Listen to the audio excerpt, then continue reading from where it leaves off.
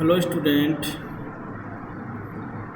NBF school Amritsar के YouTube channel में आपका स्वागत है।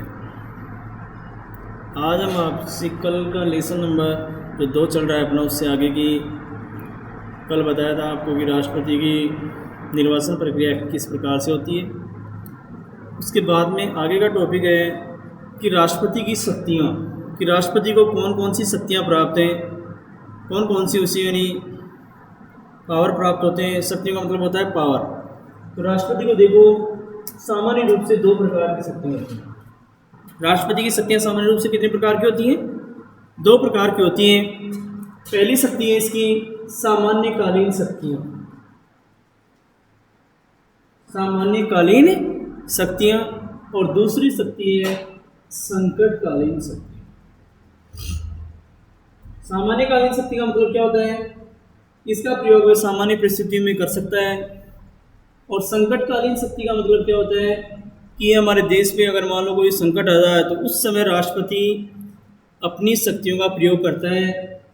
और इसमें 3 प्रकार के अनुच्छेद होते हैं, तो 300 अनुच्छेद, 352, 356 और 360, यानी 3 शक्तियाँ हैं संकटकालीन में। जबकि सामान्यकालीन शक्ति में 5 प्रकार की शक्तियाँ इसको प्राप्त हैं। कि वह सामान्यकालीन शक्तियों का मतलब होता है कि जिनका सामान्य प्रयोग कर सकता है अपने जीवन में। तो सबसे पहले सामान्यकालीन जो शक्तियाँ उसमें आती है कार्यपालिका शक्तियाँ। अब कार्यपालिका शक्तियों का मतलब क्या होता है कि हमारे देश का जो राष्ट्रपति होता है, आप जानते हो, कार्यपालिका का प्रधान होता है। किसका प्रधान होता है? कार्यपालिका का प्रधान होने के कारण उसे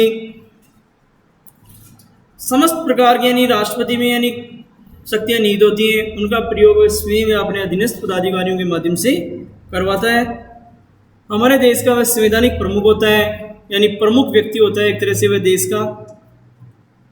तो मैं सबसे पहली कार्यपालिका जो शक्तियाँ आती हैं, इसमें अनेक प्रकार की शक्तियों से प्राप्त होती हैं, जिनका प्रयोग वह स्वयं या अपने अधीनस्थ पदाधिकारियों के माध्यम से करता है। तो कार्यपालिका संबंधी शक्तियों में देखो, सबसे पहली शक्ति आती है इसकी महत्वपूर्ण नियुक्तियां। राष्ट्रपति की यानी कार्यपालिका संबंधी शक्ति में, यानी कार्यपालिका मतलब कि हमारे देश की जो संघीय कार्यपालिका उसका प्रमुख कौन होता है? राष्ट्रपति होता है। समस्त शक्तियां राष्ट्रपति में निहित होती हैं, वह उनका प्रयोग स्वयं या अपने अधीनस्थ पदाधिकारियों के माध्यम से करता है। तो सबसे पहले देखिए, कार्यपालिका शक्तियों में आती है महत्वपूर्ण नियुक्तियां, कि राष्ट्रपति हमारे देश का एक संवैधानिक प्रधान होने के कारण अनेक प्रकार की वह नियुक्तियां भी करता है। वह सबसे पहले देखिए, नियुक्तियों मतलब कि हमारे देश का प्रधानमंत्री होता है, वो कैसा होता है? नियुक्त होता है। तो प्रधानमंत्री की नियुक्ति,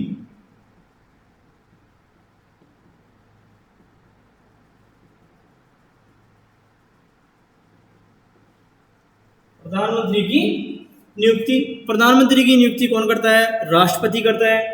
अब ऐसा तो है नहीं कि राष्ट्रपति मान लो प्रधानमंत्री किसी भी व्यक्ति को कर सकता है, लेकिन राष्ट्रपति को यानी प्रधानमंत्री की नियुक्ति करने के 3 शक्तियां उसे प्राप्त हैं। 3 प्रकार से वह प्रधानमंत्री की नियुक्ति कर सकता है। सबसे पहली चीज है प्रधानमंत्री की नियुक्ति करने से पहले कि जिस राजनीतिक दल को लोकसभा में बहुमत प्राप्त होता है, साधारणतः उसी में से उसे प्रधानमंत्री को नियुक्त करना पड़ता है। यानी विधान संसद का यानी जो लोकसभा है, लोकसभा में जो बहुमत दल का नेता होता है, कि जिस दल को बहुमत प्राप्त हुआ है उसी दल में से उस दल का जो प्रमुख लीडर होता है, यानी प्रमुख जो नेता होता है, लोकसभा का नेता होता है, उसी को प्रधानमंत्री पद पर नियुक्ति करता है। तो आज तक देखो हमारे देश में प्रारंभ में तो यानी स्पष्ट बहुमत वाली सरकारें बनी, और एक लंबे समय तक यानी 1952 से लेकर के 1989 तक जितनी भी सरकारें बनी वो यानी एक स्पष्ट बहुमत वाली सरकारें बनी, और लंबे समय तक यानी कांग्रेस का ही शासन रहा। 89 से लेकर के 2014 तक, यानी 89 से लेकर के 2014 तक जो सरकारें बनी वो कैसी सरकारें बनी? गठबंधन की सरकारें बनी। अब गठबंधन का मतलब क्या होता है कि जिसमें 2 या 2 से अधिक राजनीतिक दल मिलकर के सरकार बनाते हैं, उसे गठबंधन की सरकार, साझा सरकार या मिली जुली सरकार कहा जाता है। तो प्रधानमंत्री की नियुक्ति में देखो, पहला तरीका कि जिस दल को लोकसभा में बहुमत प्राप्त होता है उसी दल में से प्रधानमंत्री की नियुक्ति की जाती है। राष्ट्रपति यानी महत्वपूर्ण नियुक्तियां करता है, उसमें सबसे पहली नियुक्ति यानी प्रधानमंत्री की नियुक्ति हम बता रहे हैं आपको। तो प्रधानमंत्री की नियुक्ति में दूसरा तरीका है कि अगर मान लो किसी भी दल को स्पष्ट बहुमत प्राप्त नहीं हुआ, यानी खंडित जनादेश अगर मान लो जनता ने दिया है लोकसभा में चुनाव में, तो उस समय अगर मान लो 2 या 2 से अधिक राजनीतिक दल मिलकर के अगर मान लो राष्ट्रपति के सामने जो प्रस्ताव रखते हैं कि भाई हम ये मिलकर के इतने दल सरकार बना रहे हैं, आप हमारे इस व्यक्ति को आप प्रधानमंत्री पद पर नियुक्त करो, तो वह उसको नियुक्त करता है। तीसरी जो महत्वपूर्ण शक्ति है इसकी कि अगर मान लो किसी भी दल को स्पष्ट बहुमत भी प्राप्त नहीं हुआ, कोई दल मिलीजुली सरकार भी नहीं बना रहा है, तो ऐसी स्थिति में अगर राष्ट्रपति चाहे तो अपने सब विवेक का प्रयोग कर सकता है और वह भारत में यानी किसी भी व्यक्ति को एक बार प्रधानमंत्री पद पर नियुक्त कर सकता है। लेकिन उसे जो निश्चित समय देता है राष्ट्रपति, उस निश्चित समय में उसे अपना बहुमत सिद्ध करके दिखाना होता है। अगर मान लो बहुमत सिद्ध नहीं कर पाता है तो उसी दिन अपने पद से हटा हुआ मान लिया जाता है। तो ये 3 विधियां हैं नियुक्त करने की। तो महत्वपूर्ण नियुक्तियों में सबसे पहली नियुक्ति प्रधानमंत्री की नियुक्ति करता है राष्ट्रपति। उसके अलावा हमारे देश के यानी सर्वोच्च न्यायालय के जो मुख्य न्यायाधीश, अन्य न्यायाधीश होते हैं, उनकी नियुक्ति करता है। इसके अलावा राज्यों के जो उच्च न्यायालय होते हैं उनके मुख्य न्यायाधीश और अन्य न्यायाधीशों की नियुक्तियां करना, और यूपीएस यानी संघ लोक सेवा आयोग जो हमारे देश का होता है, संघ लोक सेवा आयोग के अध्यक्ष और अन्य सदस्यों की नियुक्ति करना। उसी प्रकार जैसे भारत के नियंत्रण महालेखा परीक्षक की नियुक्ति करना, इसी प्रकार भारत के जैसे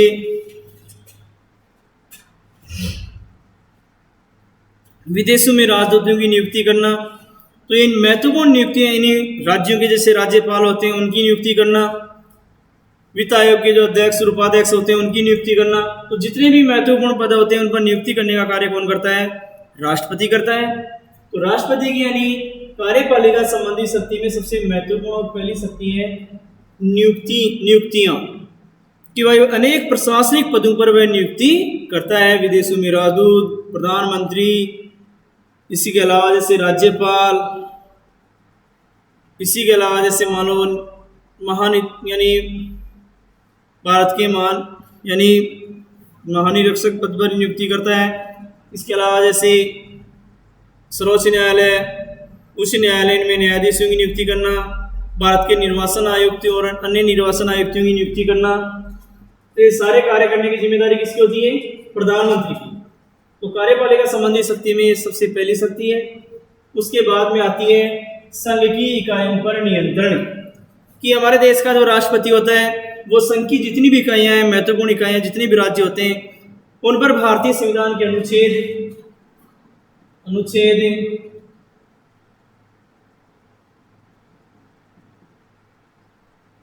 263 के तहत, अनुच्छेद 263 के तहत यानी संघ की इकाइयों पर नियंत्रण रखने का भी कार्य करता है। तीसरी शक्ति इसकी विभिन्न प्रकार के नियमों का निर्माण करना, कि हमारे देश का जो राष्ट्रपति होता है वो अनेक प्रकार के नियम बनाता है जो सभी राज्यों पर इन पर लागू होते हैं। तो अनेक प्रकार के नियम बनाने की शक्ति भी राष्ट्रपति के पास होती है। इसके अलावा देखिए चौथी जो शक्ति होती है सेनाओं का सर्वोच्च सेनापति, यानी कार्यपालिका संबंधी शक्तियों में ये शक्तियां आ रही हैं सारी। 4 प्रकार की शक्तियां होती हैं कार्यपालिका शक्ति में। महत्वपूर्ण नियुक्तियां, संघ की इकाइयों पर नियंत्रण, विभिन्न प्रकार के नियमों का निर्माण करना, सेनाओं का सर्वोच्च सेनापति, कि हमारे देश की यानी जो थल, जल और वायु सेना है, तीनों सेनाओं का सर्वोच्च सेनापति किसको माना जाता है? राष्ट्रपति को माना जाता है। और तीनों सेनाओं का सर्वोच्च सेनापति तो होता है, इसके साथ साथ ये देश का प्रथम नागरिक भी कहलाता है। तो ये राष्ट्रपति की कार्यपालिका संबंधी शक्तियां हैं। दूसरी शक्ति आती है राष्ट्रपति की विधायी शक्तियां। कौन सी शक्ति आती है? विधायी शक्ति का मतलब होता है कि जो भी महत्वपूर्ण विधेयक होते हैं वो राष्ट्रपति की यानी उन पर अनुमति आवश्यक होती है। कुछ विधेयक ऐसे होते हैं जो राष्ट्रपति की पूर्व अनुमति के पश्चात नहीं रखे, यानी राष्ट्रपति की पूर्व अनुमति आवश्यक है उन पर, जैसे धन विधेयक है। तो धन विधेयक पर यानी राष्ट्रपति की पूर्व अनुमति आवश्यक है, तभी वह लोकसभा में रखा जा सकता है। तो अनेक महत्वपूर्ण जो विधेयक होते हैं वो विधायी शक्तियों के अंदर आते हैं। तो सबसे पहला आता है विधेयकों पर विलंबकारी निषेधाधिकार का प्रयोग। विधेयकों पर विलंबकारी निषेधाधिकार का प्रयोग का मतलब क्या होता है कि अगर मान लो आप जानते हो कि जो भी महत्वपूर्ण विधेयक होते हैं, साधारण विधेयक यानी संसद के किसी भी सदन में प्रस्तुत किए जा सकते हैं, लेकिन महत्वपूर्ण विधेयक होते हैं और पहले लोकसभा में प्रस्तुत होते हैं। कुछ विधेयक ऐसे होते हैं जिन पर यानी राष्ट्रपति की अनुमति पहले आवश्यक है, लेकिन विधेयकों पर विलंबकारी निषेधाधिकार का प्रयोग क्या होता है कि अगर मान लो कोई विधेयक विलंबित पड़ा है तो राष्ट्रपति उसके लिए संयुक्त बैठक का प्रावधान भी कर सकता है और उस विधेयक पर यानी मतदान करवा कर उसको पारित भी कर सकता है। तो विधेयकों पर विलंबकारी निषेधाधिकार का प्रयोग करने की जो शक्ति है वो किसको प्राप्त होती है? राष्ट्रपति को प्राप्त होती है और वह उनका प्रयोग कर सकता है। और महत्वपूर्ण आप जानते हो विधेयक राष्ट्रपति के हस्ताक्षर के बाद ही वह किसका रूप धारण करता है?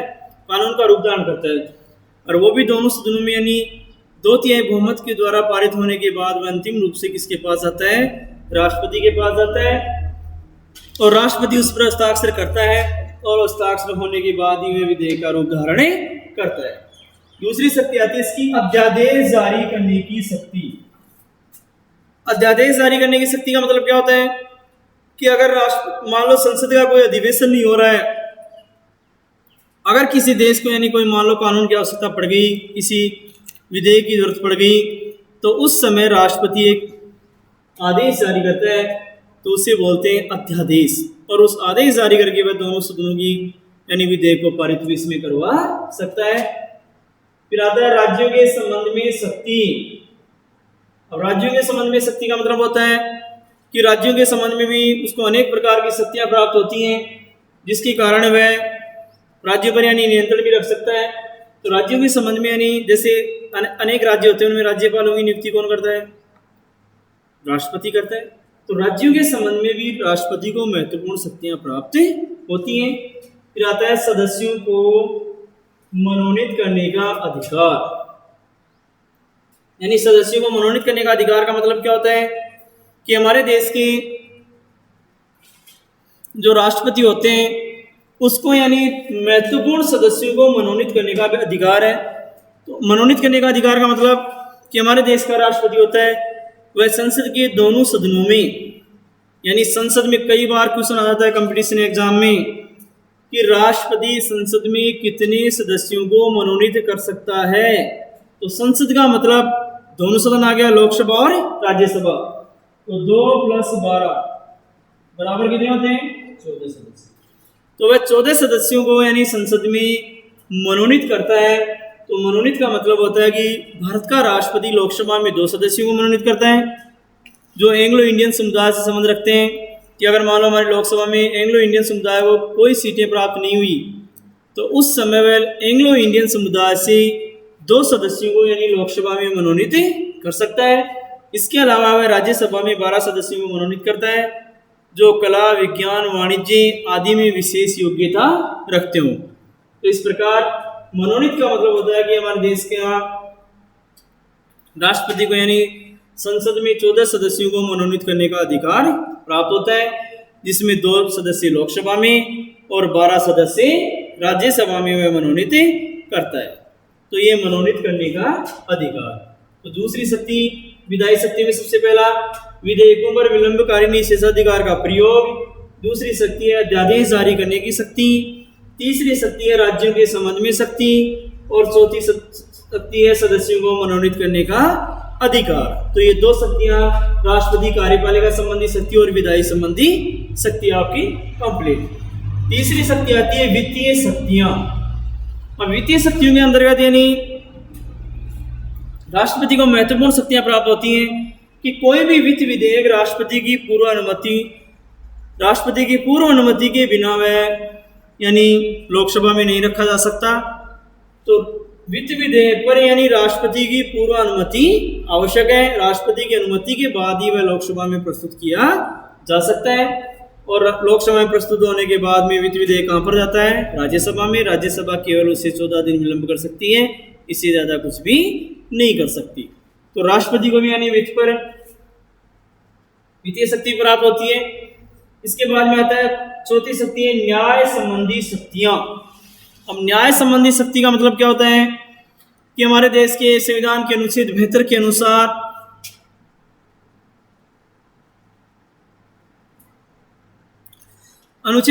अनुसार राष्ट्रपति किसी भी सजा प्राप्त व्यक्ति की, यानी मान लो किसी व्यक्ति को सजा प्राप्त है, कौन से अनुच्छेद के तहत? अनुच्छेद 72 के तहत उसकी सजा को राष्ट्रपति कम भी कर सकता है और बिल्कुल भी माफ कर सकता है। तो न्याय संबंधी शक्ति में जैसे मान लो राष्ट्रपति को ये शक्तियां प्राप्त होती हैं कि अगर मान लो भारत के किसी भी राज्य या सर्वोच्च न्यायालय के द्वारा किसी व्यक्ति को दंडित किया गया है तो उस दंडित व्यक्ति की सजा को कम या बिल्कुल माफ करने का जो अधिकार है वो किसके पास होता है? भारत के राष्ट्रपति के पास होता है। इसी में एक दूसरी शक्ति है परामर्शदात्री क्षेत्राधिकार। परामर्श का मतलब वो क्या होता है कि राष्ट्रपति को यानी परामर्श संबंधी शक्ति प्राप्त होती है। परामर्शदात्री क्षेत्राधिकार उसे प्राप्त होते हैं कि वह परामर्श दे भी सकता है और न भी दे। कि अगर मान लो केंद्र सरकार राष्ट्रपति यानी परामर्श भी मांग सकता है किसी सर्वोच्च न्यायालय से, लेकिन परामर्शदात्री क्षेत्राधिकार संविधान के अनुच्छेद 143 के तहत दिया गया है। लेकिन ये जरूरी नहीं कि सर्वोच्च न्यायालय पर निर्भर करता है कि भाई उसको परामर्श दे या न दे। जैसे भारत में जैसे कावेरी नदी की जल के विवाद पर जैसे राष्ट्रपति ने परामर्श मांगा था, किससे? सरकार ने परामर्श मांगा किससे? सर्वोच्च न्यायालय से। तो उसने परामर्श दिया था।